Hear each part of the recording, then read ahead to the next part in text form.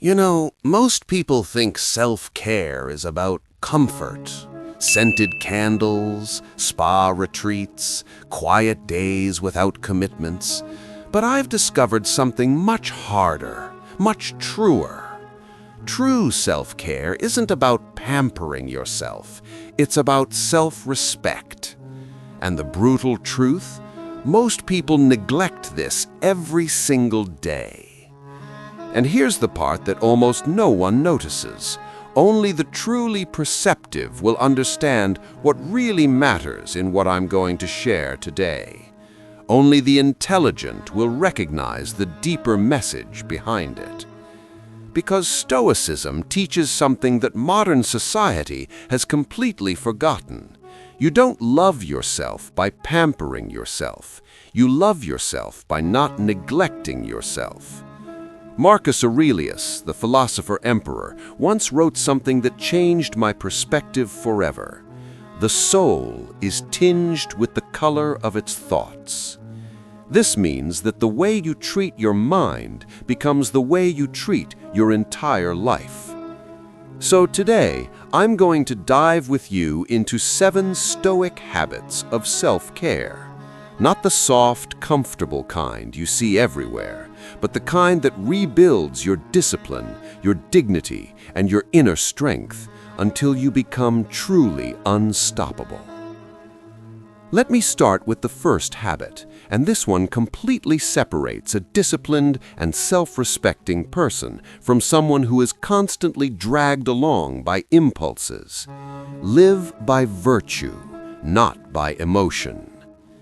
Most people today wake up and let emotions dictate their entire day. Frustration, insecurity, jealousy, boredom, anxiety.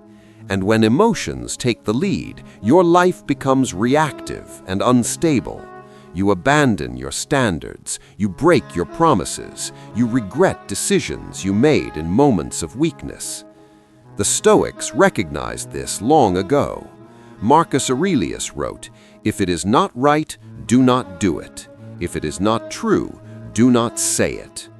Notice the accuracy of that phrase. He didn't mention feelings. He pointed directly to virtue as the compass. Virtue is stable. Emotion is temporary. Self-respect comes from choosing the stable over the temporary. Stoicism grounds life in 4 main virtues. First, wisdom, the ability to see things as they truly are and choose the right action. Second, courage, doing what must be done even when fear whispers otherwise.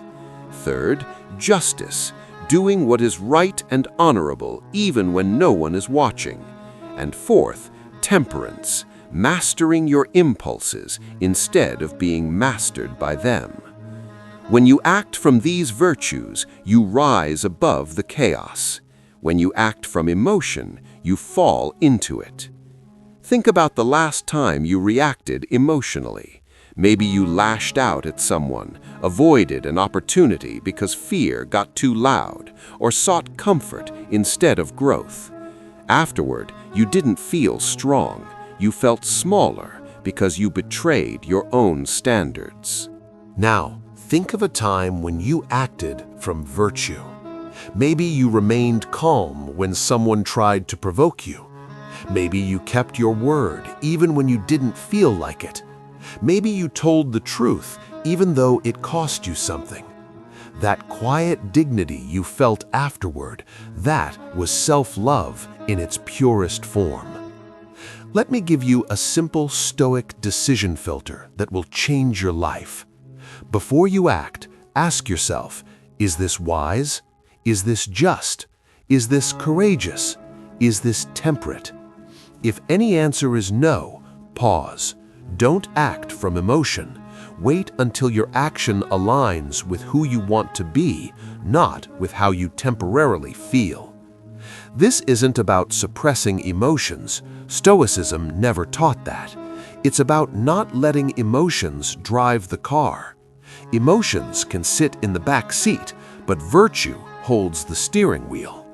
For the next 24 hours, try this. Every time you feel provoked, breathe. Ask yourself the 4 questions and choose the virtuous path, especially when it feels uncomfortable. Because emotions are wild animals, virtue is the only thing that tames them. And if you're realizing that this is already resonating with you, that you're tired of being controlled by your emotions, subscribe to the channel now, because what comes next will show you how to protect your mind in a way you never imagined. And I guarantee most people won't apply this, but you're not the majority, are you? Now, the second habit is about protecting your mind. And one of the greatest acts of self-care is learning to protect your mind from things that were never yours to control in the first place. Most people drain their energy trying to manage outcomes, control other people, fix situations, or predict the future. And then they wonder why they feel exhausted, anxious, and overwhelmed. Epictetus offered the simplest and most liberating truth in philosophy. Some things are within our control, and others are not. Your entire emotional life depends on whether you understand this or ignore it. You suffer when you fight the wrong battles.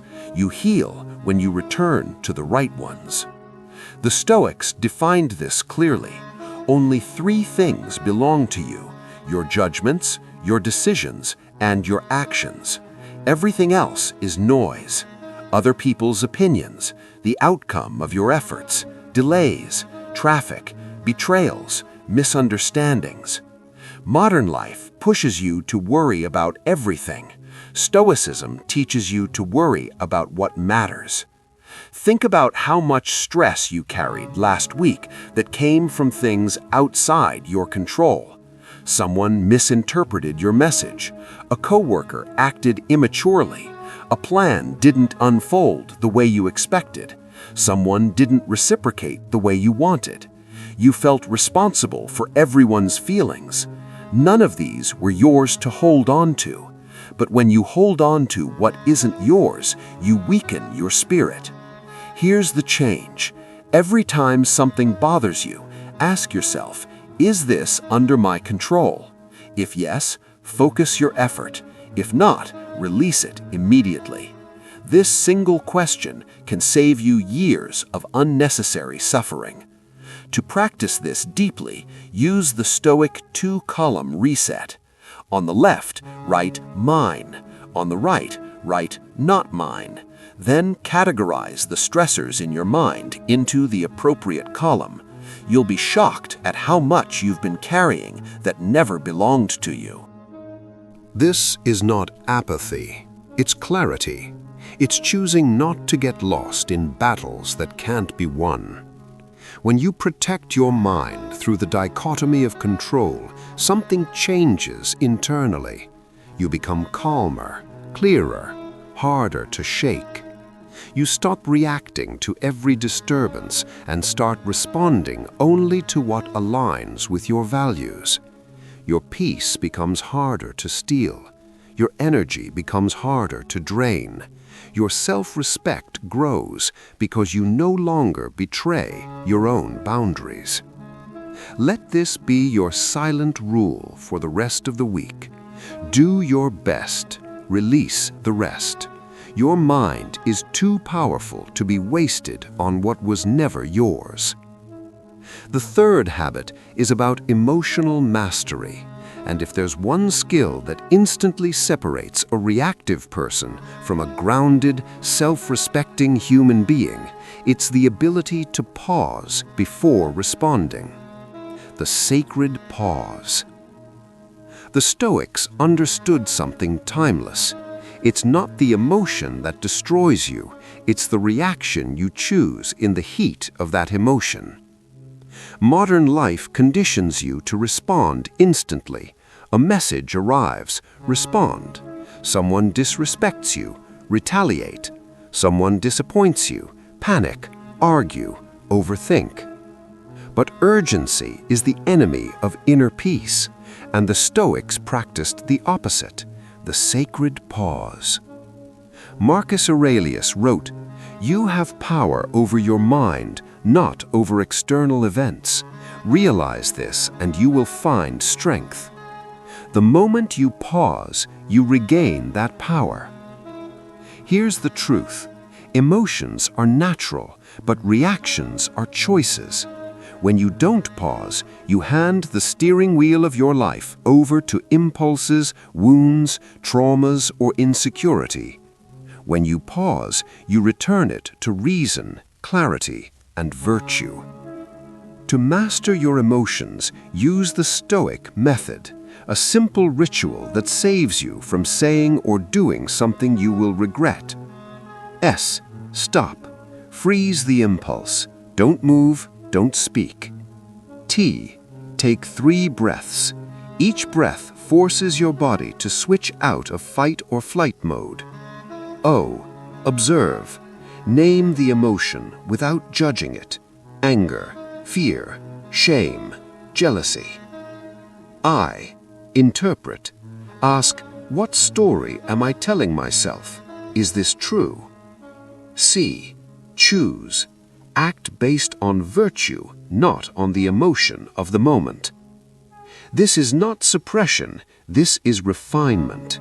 You are not denying how you feel, you are directing it. Think of a time when your reaction made things worse. A text you fired off too quickly, a comment you regretted, an argument that escalated because you didn't stop. Now imagine the same moment with a 3-second pause, different outcome, different energy, a different you. The sacred pause protects your relationships, your dignity, and your peace. It transforms you from a puppet of your impulses into a commander of your mind. Here's the challenge. For the next 72 hours, don't respond emotionally when a trigger hits you. Breathe, pause, and act only when your mind is clear. Because mastery isn't about feeling nothing, it's about choosing your reaction. A single pause can save your day. The habit of pausing can save your life. Now, the 4th habit goes against everything modern society teaches you. Most people fall apart not because life is unbearably difficult, but because they expected it to be easy. Premeditatio malorum, strength through preparation. Stoicism teaches the opposite.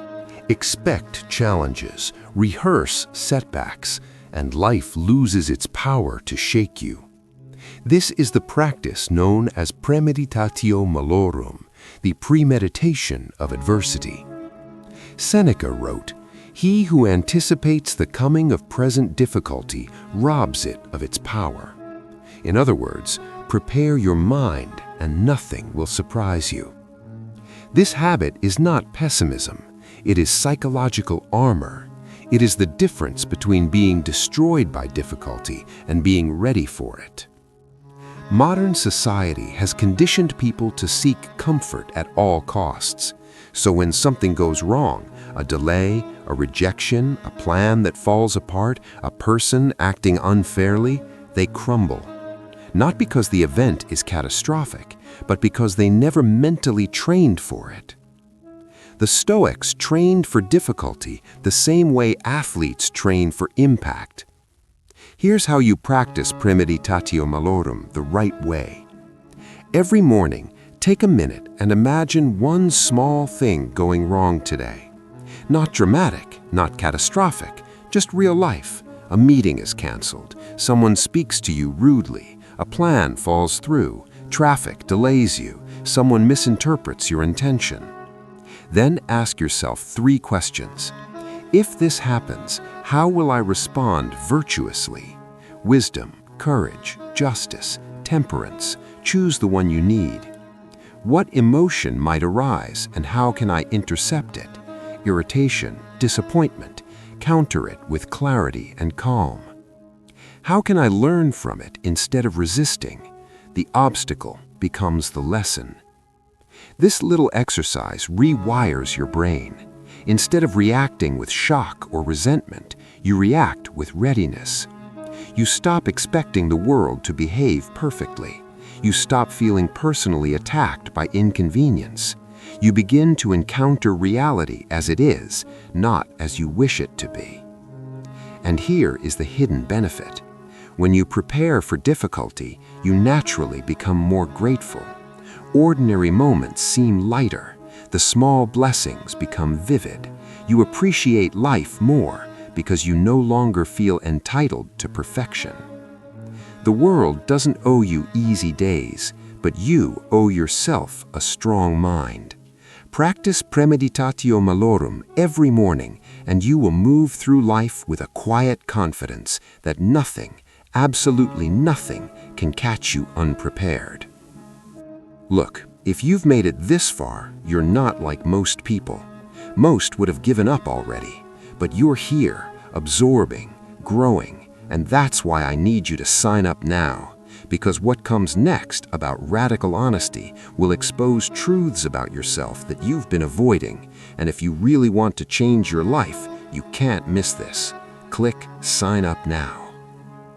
The fifth habit is the most uncomfortable of all, because if you really want to love yourself, you must first be willing to face yourself, not the polished version, not the curated version, but the raw, unfiltered truth of who you are and how you think.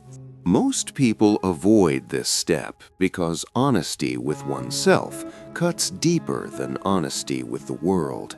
The Stoics believed that an unexamined mind becomes its own prison.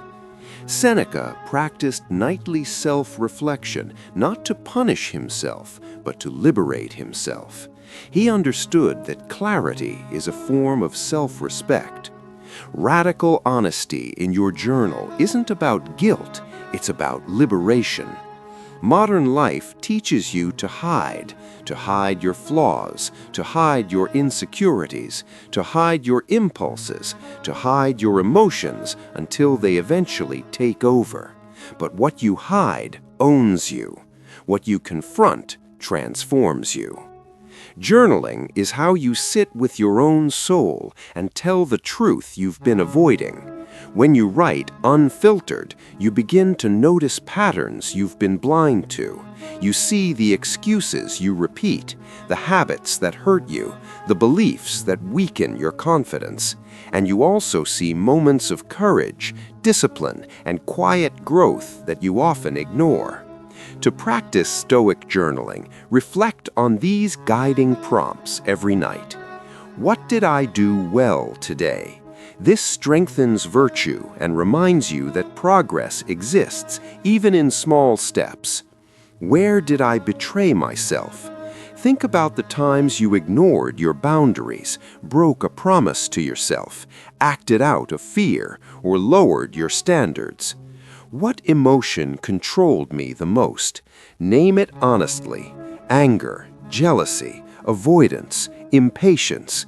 Naming it takes away its power. What belief fueled this emotion? Perhaps a fear of rejection, a desire for approval, a story about not being enough. When you expose the belief, the emotion weakens. What am I genuinely grateful for?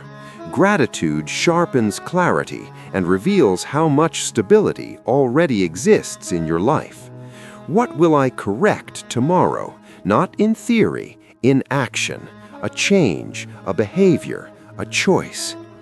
This practice doesn't make you hard, it makes you clear, and clarity is one of the most powerful forms of self-love, because when you stop lying to yourself, you stop breaking your own heart. Most people fear journaling because they fear the truth, but the truth is the only door to change. Radical honesty builds identity. Identity builds discipline. Discipline builds a life you can finally be proud of. Return to your journal every night as you would return to a mirror, not to criticize, but to see, understand, and choose a better version of yourself tomorrow. The sixth habit will shock you because it goes against all the instincts that society has programmed you to have. Most people fear discomfort as if it were a threat, but for the Stoics, discomfort was not the enemy. It was the academy where character was built. A person who avoids all forms of difficulty becomes fragile, anxious, easily shaken by the slightest inconvenience. A person who trains with discomfort becomes resilient, firm, and almost impossible to break. Seneca practiced deliberate difficulty to remind himself that comfort is a luxury, not a guarantee. He slept on hard surfaces, ate simple meals, and exposed himself to controlled difficulties so that when real challenges came, he would already be prepared. He wasn't being dramatic. He was building immunity. Modern life has conditioned people to pursue convenience, smooth roads, predictable routines, soothing emotions, constant entertainment. But this comfort comes at a hidden cost. It weakens the mind. When your environment shields you from all hardship, even a small setback can feel overwhelming. Voluntary discomfort turns the tables. It teaches your mind to remain calm when things are uncertain, to endure when things get heavy, and to remain disciplined when your emotions try to negotiate. Controlled hardship is not self-punishment, it's strength training for the soul. You don't need extreme actions, you need intentional actions. Small, deliberate choices that remind your brain, I can do hard things. I am not controlled by desires. I can endure temporary discomfort. This might mean taking a cold shower instead of a hot one, walking instead of driving, choosing a simpler meal, sitting quietly without picking up your phone, or having a difficult conversation instead of avoiding it. These micro-discomforts teach your mind to stop panicking at the slightest resistance. When you regularly expose yourself to discomfort, fear loses its grip on you. Discipline gets stronger. Your tolerance for frustration increases. Your emotional stability deepens. You begin to trust yourself more. And this is where self-love becomes practical, not sentimental. You stop pampering yourself. You stop bargaining with your excuses. You stop letting temporary feelings sabotage long-term strength. Each intentional discomfort is a signal to your mind. You are stronger than you think. You can handle more than you imagine.